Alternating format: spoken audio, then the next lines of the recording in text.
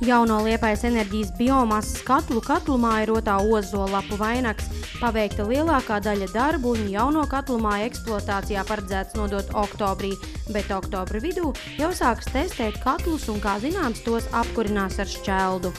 Mūsu biznesa plānā šai katlumājai ir īpaša nozīme, jo ar šīs katlumājas palaišanu mums būs iespēja aizvietot apmēram 40% no dabas gāzes ar šķeldu. Un, protams, ar to būs, mēs plānojam saistīta pašizmaksas samazināšana un galu galā mēs, protams, plānojam arī mainīt tarifu, samazināt tarifu. Šajā jaunajā šķeldas noliktuvā var uzglabāt tik daudz šķeldas, lai Bargā salā pietiktu 10 dienām. Liepājas enerģija jau noslēgusi līgumu ar 11 šķeldas piegādātājiem, lielākoties ar kurzemniekiem.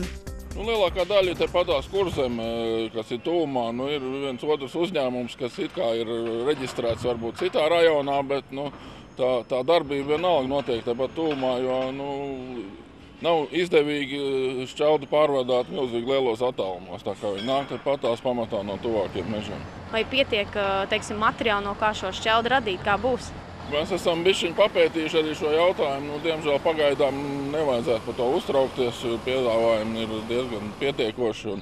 Un šobrīd Latvijas mežos vairāk pieaug nekā tiek izcirsts. Ar 3 piegādātājiem uzņēmums jau sadarbojies pērn, kad darbu sāk jaunā biokoģenerācijas stacija. Šķeldas izmantošana ļāva samazināt ražošanas izmaksas un siltumenerģijas tarifu. Gāzes cenu jau ir grūti mums prognozēt. Pašlaik viņi puslīdz stāv uz vietas, it kā prognozē, kad būs pa vienu pakāpīti zemāk arī nākošu mēnesi, bet tas vienalga ir diezgan dārgi. Un tā kā šī šķelda tomēr dod ieteikumu uz siltumenerģijas cenu. Viņai arī stabilāka cena ir, varbūt kāda ir šobrīd tā cena? Šķeldē? Jā. Tur tās cenas bišķiņas staigā arī, nav visiem vienādas, bet viņas ir apmēram tajā pašā līmenī, kā bija iepriekšējā sezonā. Nekas nemainās? Dārgāk? Praktiski nē. Dārgāk viņi nav, tā kā viņš ir tajā pašā līmenī, par ko mēs arī esam priecīgi. Arī šogad liepājnieki varot gaidīt tarifu samazinājumu, par cik procentiem tas samazināsies, gan vēl esot pāragri spriest. Šobrīd gan vispirms ir jāpabeidz būvdarbus, jāpalaiž katlumāju, tad mēs varēsim secināt, cik ātri un cik daudz.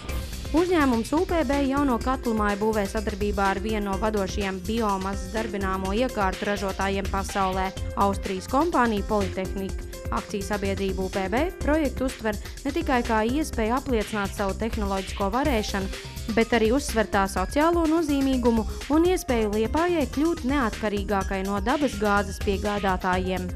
Mēs tādējādi, strādājot ar biogāzes katlumājām, vai tā kā blakus stāv arī šī ORC turbīna, kāpjam nost no gāzes sadatas. Ja. Un tas ir ārkārtīgi svarīgi izlīdzināt riskus, būt mazāk atkarīgiem no Krievijas gāzes piegādēm.